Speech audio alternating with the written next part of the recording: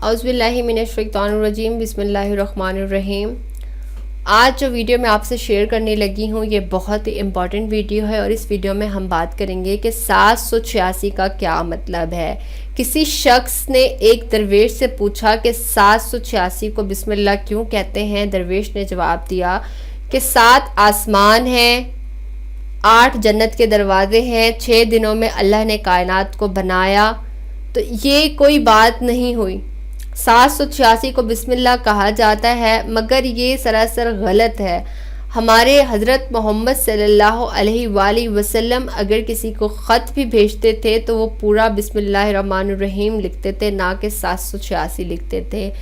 آپ صلی اللہ علیہ وآلہ وسلم کے بعد اگر کسی انبیاء خط بھیجتے تھے تو انبیاء اکرام بھی بسم اللہ الرحمن الرحیم لکھتے تھے، نہ کہ 786 لکھتے تھے۔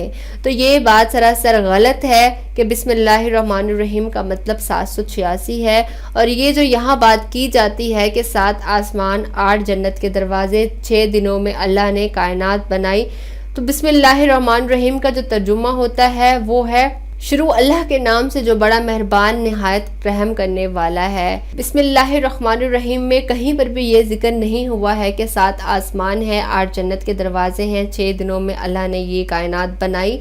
تو پلیز اس طرح کے آپ لوگ کام مت کیا کریں۔ اگر آپ نے بسم اللہ الرحمن الرحیم لکھنا ہی ہے تو پورا ہی لکھا کریں، نہ کہ 786 لکھا کریں۔